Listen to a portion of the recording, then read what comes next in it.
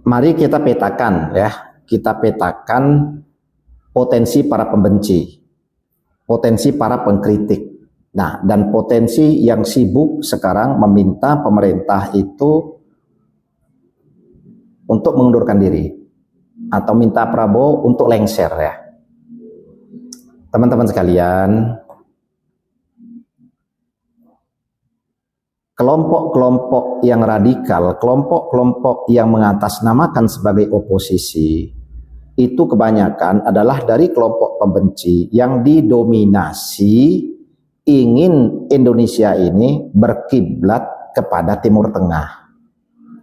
Nah, yang selalu mereka serang adalah kenapa? Dari zaman Jokowi kita dianggap berkiblat ke Cina, berkiblat ke Rusia, sehingga dianggap Jokowi antek Cina. Sama dengan Prabowo sekarang. Lah penyerang-penyerangnya sama seperti itu. Lah kelompok penyerang itu dulu menyerang Jokowi ada di barisan Prabowo, sehingga Prabowo jadi kalah 2 kali. Lah setelah Prabowo bersatu dengan Jokowi, berkoalisi, lah mereka menjadi sempalan di luar. Lah sehingga sekarang gantian nyerang Prabowo, minta Prabowo turun.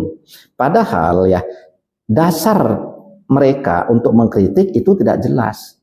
Lah mereka tidak paham lah kebutuhan ekspor kita, kebutuhan impor kita dari Timur Tengah itu apa? Kita nggak ada nilai tambah dari Timur Tengah, sangat kecil kalau dibandingkan dengan nilai tambah untuk kebutuhan negara, untuk kebutuhan rakyat yang mampu kita hasilkan dari China, dari India, dari Amerika. Kita ini lumayan nilai ekspor kita itu hanya ke Arab Saudi. Itu sekitar 11 miliar US dollar setiap tahun. Lah untuk negara Timur Tengah yang lain nggak signifikan. Nah, dengan Iran hanya sekitar 4,2 triliun atau sekitar 240 sekian juta US dollar. Ke Palestina belum. Nah, tetapi kita juga tetap harus peduli dengan politik luar negeri kita. Kita tetap harus peduli secara kemanusiaan untuk warga masyarakat yang terzolimi dari situasi perang. Tetapi kepedulian itu tidak boleh mengalahkan kepentingan dasar rakyat kita sendiri.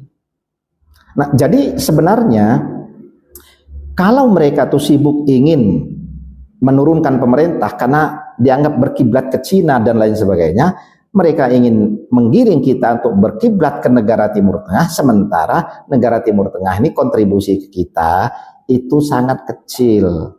Hanya negara Arab yang kontribusinya besar, khususnya pada nilai ekspor kita, dan kita terkait dengan ibadah haji dan ibadah umroh. Ibadah haji dan ibadah umroh itu menghasilkan devisa untuk Arab, bukan untuk kita. Nah, tetapi itu menjadi kebutuhan ibadah kita.